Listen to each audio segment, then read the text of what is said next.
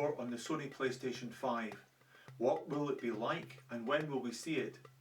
Well, it probably won't arrive this year, but the industry knows already that an eventual release of the PlayStation 5 is pretty much certain, and it's almost definitely in development right now. The PlayStation 4 has now sold 35 million units worldwide, and these sales continue to grow well. There are lots of really excellent games already available on this platform. So why would a new console system be necessary? It's already hoped that the PS4 would finally get an update to HDMI 2.0 connectors and an Ultra HD Blu-ray drive for 4K playback of videos. So to see these in a PS5 would not necessarily be a totally new thing when it does come out. But firmware updates can only do so much.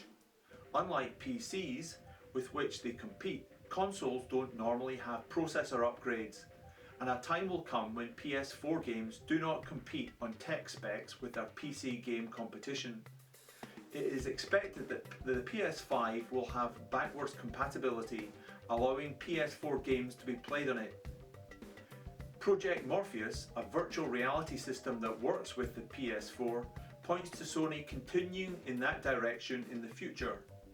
PS5 hardware specs are hard to find, although given how much Sony love their AMD chips so far, it is expected that they will feature in the PS5 also. It's expected that games coming out on the PS5 will be in 4K Ultra HD too. It's already forecast that 4K versions of Gran Turismo and Uncharted are around the corner.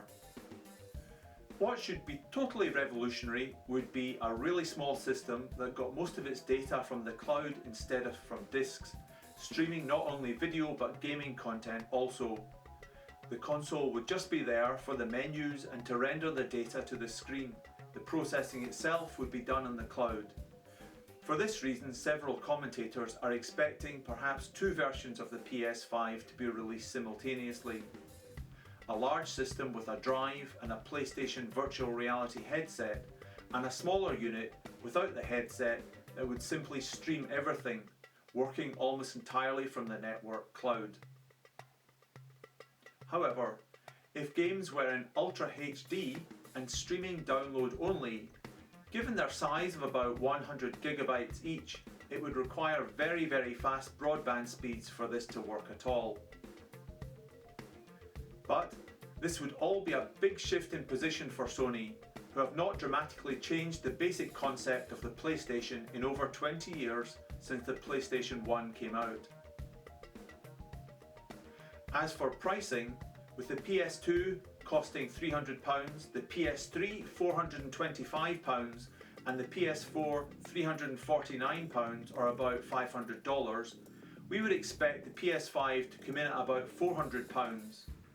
If it still has to compete with PCs, and a good gaming machine can be purchased for about that price.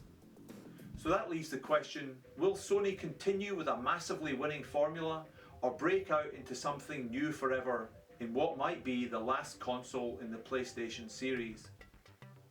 Thanks for joining us today on JJL News. Be sure to subscribe for more great news updates. And let us know what you think the PlayStation 5 will bring in the comments section below.